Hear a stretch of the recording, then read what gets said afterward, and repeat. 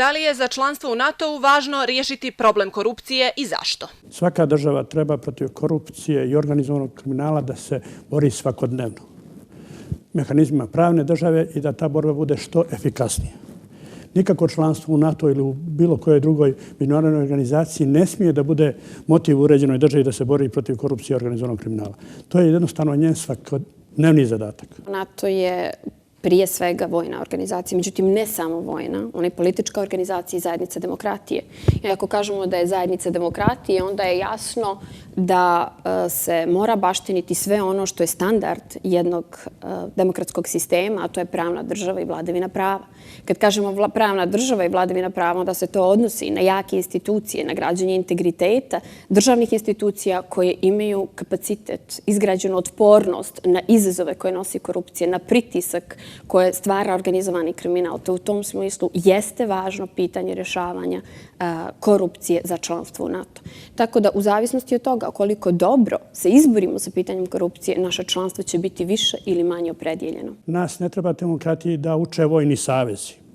Vojska sama po sebi nije demokratska institucija, a ovdje se radi o robustnom vojnom savezu dosta agresivnom, dosta militantnom, koji je ljudska prava proglasio za ideologiju, a onda na osnovu toga načelima hegemonije osvaja ono što treba da osvoji, ono što misli da treba osvojiti tamo gdje su po njihovim mjerilima povrijeđena ljudska prava. Da li je za članstvo u NATO-u neophodno riješiti problem korupcije samo u određenim oblastima, na primjer bezbjednosti? Jasno je da je bezbjednosna reforma, odnosno reforma u bezbjednosnom sektoru prilikom članstva u NATO jedno od ključnih pitanja.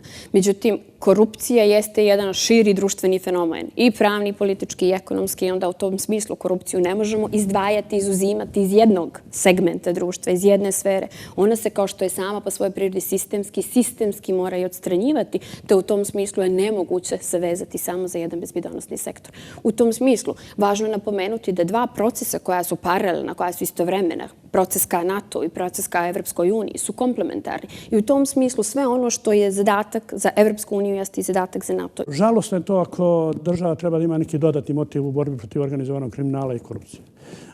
Uvijek treba neko da nas uči, uvijek treba neko da nas postiče, uvijek treba neko da nam kaže uradite to, kao da mi sami to ne možemo da uradimo.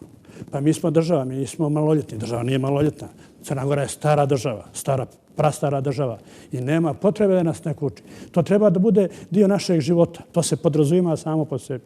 Ako ne, onda i država može da bude organizacija koja je snabdijevena silom za fizičku prinudu, onda država ponekad može da bude, kao što je primjer svojevremeno bila pruska, razbojnička država. NATO ima strategije, odnosno 3 dokumenta od kojima konkretno uređuje pitanje korupcije. Jedan je dokument, kao što ga oni nazivaju, strateški koncept iz 2010. godine. Imamo također deklaraciju i to sa Lisabonskog samita iz 2010. godine i konačno imamo priručnik, odnosno guidelines sa prošlogodišnjeg Čikaškog samita u vezi sa tim kako pristupiti u problemu korupcije. I ne samo korupcije kao opšteg fenomena, nego pojedinačnih segmenata, kriminala, terorizma, borbe sa pojedinačnim manifestnim oblicima korupcije. Koliko bi i na koji način članstvo u NATO uticalo na stopu kriminala u Crnoj Gori? Moglo bi u svakom slučaju da utiče na stopu kriminala, ali ovdje treba ukazati na jedan prilično sramotni ugovor koji je Crna Gora potpisala sa Sjedinjenim Američkim Državama, gdje se ekskulpiraju svakog vida krivično pravne odgovornosti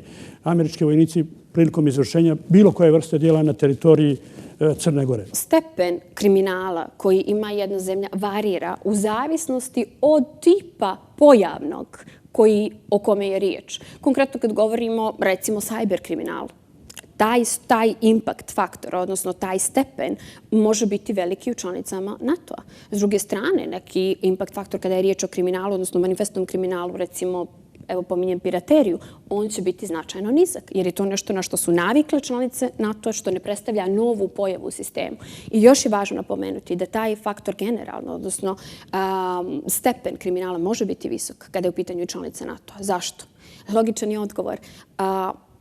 Zemlja aspirant, kandidat za članstvo u NATO, dok nije članica NATO, prosto nema snagu, nema kapacitet, nema još uvijek institucije koje bi se efikasno borile sa problemima, koje bi na prvom mjestu pojavu kriminala detektovala, a onda je i procesuirala. Tu je odgovor zašto može biti veći onda kad se već jednom nađe u savezu. Sa dolaskom vojske dolaze i neka nova krivična djela i neka nova prastara zanimanja. čak i prostitucija, podvođenje i tako dalje, da ne nabraja. Da li bi članstvom u NATO-u Crna Gora riješila problem ili postala meta međunarodnih kriminalnih grupa ili lokalnih? Mislim da bi članstvo Crne Gore u NATO zapravo velikim dijelom doprinijelo regulisanju, odnosno bavljenjem i borbi protiv organizovanog kriminala i uopšte međunarodnih kriminalnih i lokalnih grupa. Plašim se da ne bi riješila problem, da NATO savez te probleme nije riješio skoro ni jednoj državi članici. Čak, mislim, suprotno. Jednom kad ste dio kolektivnog bezbjedonosnog sistema kakav je NATO, mnogo lakše ide ta borba s obzirom da su vam na raspolaganju mehanizmi kojima raspolaže NATO. Ne samo mehanizmi i instrumenti, nego informacije, umrežavanje i drugi sistemi. S druge strane, ne mislim da je opasnost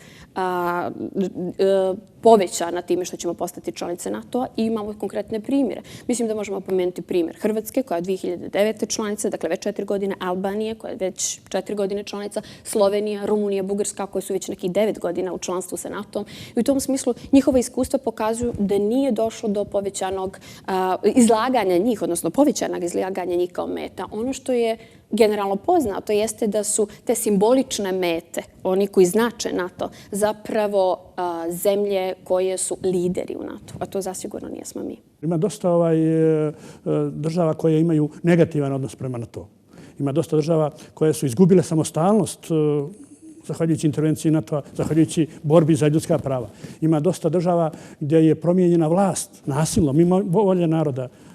Također to bi moglo da bude motiv nekim kriminalnim grupama da možda izvrše neku odmazdu, neku osvetu, a onda bi to vjerojatno prije uradili na nekim slabijim državama članicama nego na nekim jačim i organizovanim državama. Da bi neka zemlja postala članica NATO-a, neophodno je da ispuni iste zahtjeve kao za članstvo u Evropskoj uniji, to jest da ispuni kopenhaške kriterijume, koji podrazumijevaju stabilne institucije, vladavinu prava, poštovanje ljudskih prava, tržišnu ekonomiju.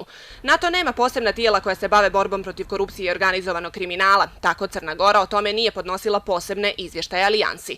Dokument Kancelarije Ujedinjenih nacija za narkotike i kriminal o procjeni rizika transnacionalnog organizovanog kriminala prepoznaje region jugoistočne Evrope kao jedan od ugroženih i pod jakim uticajem dobro organizovanih kriminalnih grupa.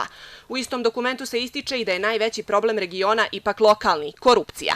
Na listi Transparency Internationala po indeksu korupcije 174 zemlje su rangirane, tako da je broj 1 ona sa najmanjom stopom korupcije. Albanija je na 113. mjestu, a 2008. je bila 85. Hrvatska je 62. a 5 godina ranije bila je 10 mjesta niže. Obje zemlje 2009. postale su članice NATO-a. Crna Gora je po indeksu korupcije pala 9 mjesta i sada je iza Slovenije, Bosne i Hercegovine, Makedonije, a ispred Srbije na 75. mjestu.